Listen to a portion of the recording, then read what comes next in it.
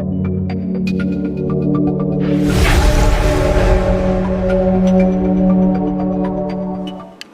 in this episode of Viral Rewind, we're looking at the MTZ DOS virus. Now, the particular variant I have is the 1907, which is probably the one that gets looked at most often by people when looking at the MTZ virus.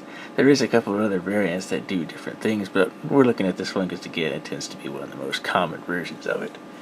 So anyway, we've got MTZ in our temp directory there, and I have it on the PS12121 here, but I've used an MS-DOS 6.2 boot disk for this because one of the things about the MTZ DOS virus is that it checks for the version of DOS that it's running on. Since the IBM PS1 here, both this 2121 and the 2011, I have used DOS 4.0, MTZ will not actually function on them. So if it tries to run on a PC with a version of DOS below 5.0, it simply won't do anything. But in the case of this, since we've got 6.2, it will run. So let me go ahead and load up MTZ 1907. And it simply just returns us to the prompt, but it is a TSR style virus, so it's a terminate and stay resident. So it has loaded up into memory, and it hooks interrupt 21H like most viruses do that are TSR, so it will intercept files as we access them. But it also hooks into interrupts 3 and 15, interrupt 3 being used for debugging purposes because MTZ is also an encrypted DOS virus.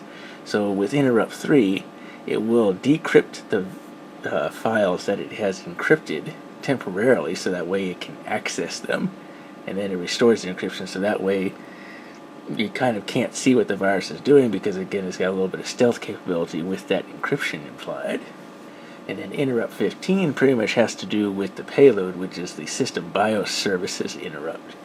And that has to do, again, probably with the payload there because it has something to do with the keyboard when we try to do a warm reboot. So, in terms of file infections, it infects .com files that are at least 2,408 bytes in size. So if I run something like unformat or mouse or, let's see, format, it's obviously not going to work because we don't have a disk loaded in there.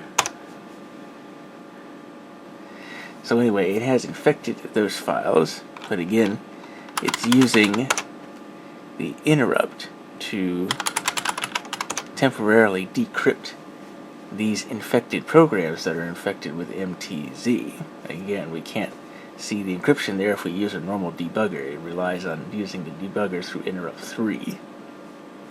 So that's essentially what it does with infecting .com files. It does not infect .exes, and if it does manage to infect the command.com, then it of course will load up into memory every time the system is started and continue infecting more .com files that way.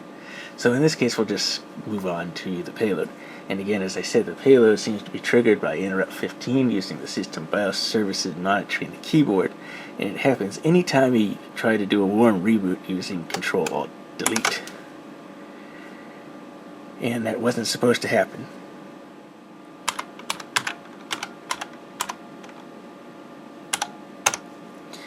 Alright, let me try this again.